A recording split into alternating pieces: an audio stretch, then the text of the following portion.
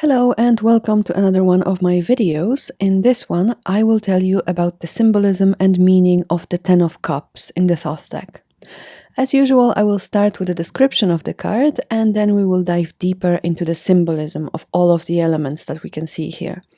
And I will list the meanings of this card in divination at the very end of the video, so the timestamp for when I start talking about that is shown below now, so you can jump there if you want. A first look at this card shows us that everything is in its right place. The golden cups are arranged in the shape of the Tree of Life. Clear water is flowing into them in strong streams. The colors of the card are very bright, very intense. We can feel that overall there is a lot of energy here, but the one thing that could be indicating there might be also some problems is the way that some of the chalices are tilted. So this shows us that although everything seems to be great, some change is beginning here and the system is not as stable as the perfect symmetry and stability of the Nine of Cups. I have a quote for you from the Book of Thoth that will bring us closer to discovering what is really happening here. This card represents a conflicting element. On the one hand, it receives the influence of the Ten, Malka the Virgin. The arrangement of the cups is that of the Tree of Life, but on the other hand, they are themselves unstable.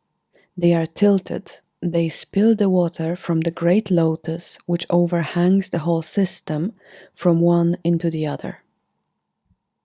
On the Tree of Life, we are now in Malkuth, the last sephira of the world of Bria. This is the final emanation in the creative world associated with the element of water. And we could say that this should be the fullest manifestation of this element, and in some way it is, but we also need to remember that this is not the end. Some change must happen so we can transform into the element that follows. And this is why we lose some of the stability as we prepare for the change. If we compare this card to the Tree of Life, we can see that the cups representing the supernal triangle are quite stable. In the background of this part of the card, we can see the great lotus that was mentioned in the quote. The lotus here is not a physical one, like in the previous cards. Here it becomes an idea, a symbol of the real thing. And it shows us that the energy that we can see here in this card has divine origin. And we can see that all of the cups are filled from one source, the highest cup of Keter. The middle pillar is quite stable, but we can see that the lower we go, the more the cups are tilted towards us, because we can see more of the inside of them. The cups representing the Sephiroth in the two side pillars are tilted towards the middle. So all of this together looks like there is some gravitational pull from below Malkuth, below the whole Tree of Life, that is making everything tilt in its direction. And even some of the paths on the Tree of Life in the background of the card seem to bend downwards in the middle. Crowley mentions that we have an influence of Malka here, and this word means queen in Hebrew, and it relates to the daughter of Babylon. And we can see Babylon in this deck in the Lust card, and she is a very important figure in Crowley's philosophy of Thelema. We don't need to go into too much detail here, but just to understand this card, we need to know that Malka is a holy being. She is the Virgin of Eternity, and Crowley also says that she is Persephone. So if you remember from my video about the Three of Cups, Persephone is the queen of the underworld, and together with her mother Demeter, they are worshipped as goddesses of grain, harvest, and fertility. Persephone has to spend the winters in the underworld with her husband Hades, and can only come back to be with her mother in the spring. And this is why all of nature comes back to life when they are happily together again. So Malka brings us all of the abundance that we can enjoy in this card. The next quote that I have for you will show us where the change and disruption come from.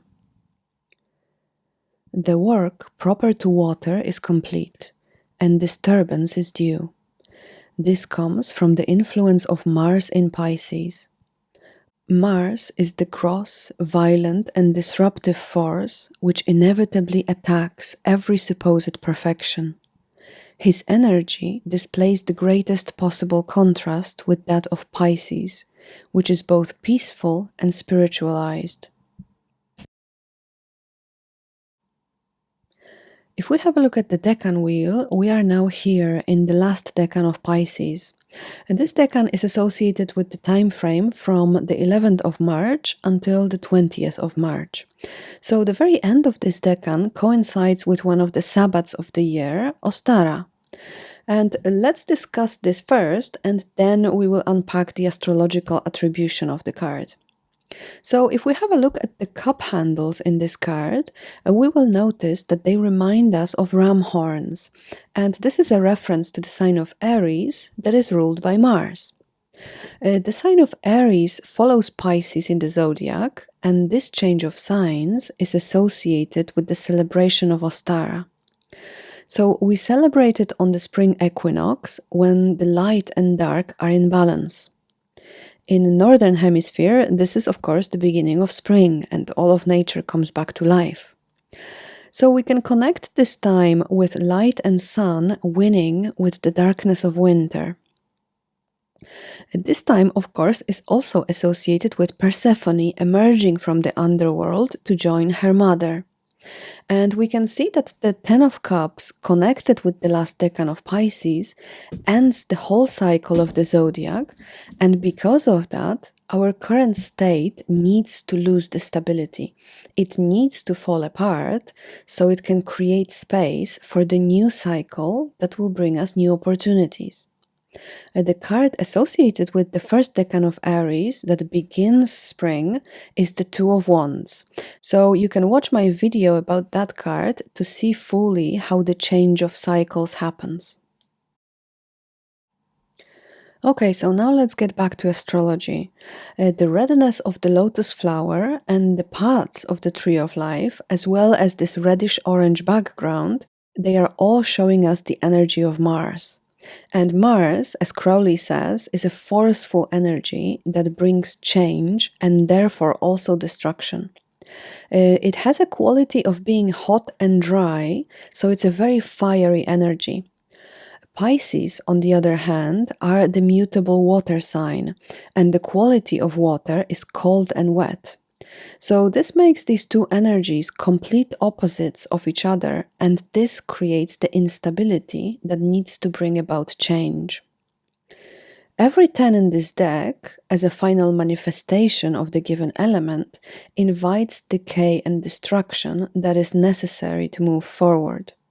So the energy of Mars, that is in such strong contrast to the element of water, prevents stagnation and helps us to continue on our spiritual journey. And that's why, on one hand, we have a lot of happiness in this card, but on the other, it could be showing the natural end of happiness. And this natural end comes to us so we can experience more and continue growing. Now I'm going to tell you a bit about how to interpret this card in divination. So the name of the card is satiety. So we are very satisfied here and the happiness is still with us, but it can also mean that the natural end of a given situation is approaching.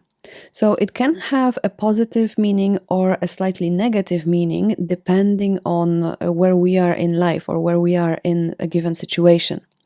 So it's good to remember not to jump straight to the more negative reading of this card if it's not confirmed by the other cards in the spread. And Crowley himself is very critical about this card, and he describes it in this way. It represents boredom and quarreling arising therefrom, disgust springing from too great luxury. In particular, it represents drug habits, the sottish excess of pleasure, and the revenge of nature. So, I haven't experienced this card to have a link to addictions in my readings so far, but I see how this would make sense. So, I just wanted to mention it so that you can check how it works for you and how it works in your divination. In work related readings, this card can mean that we are very happy in our job, but maybe we have reached a level where we can't progress any further. So, this can be a good thing or a bad thing. For example, if we are the head of a company and we are not interested in changing anything, we are very content with where we are. And this is all fine. But on the other hand, if we would like to progress further in our career, this card will show us that a change will be needed, and this is a good time to make this change. So it might mean that we will need to change to a different company, different employer, or maybe we will just have to change to a different career because we have accomplished everything we could in our field already. In relationships, this could be a very happy and stable relationship. This can mean marriage, a family. This card can be showing us the fullness and completeness of what we already have in our life. But also, it can sometimes show that the relationship has run its course and there will be no more development. So, again, depending on where we are in life, it can be positive or negative. And if we are happy with our partner, this kind of stability is really what we want.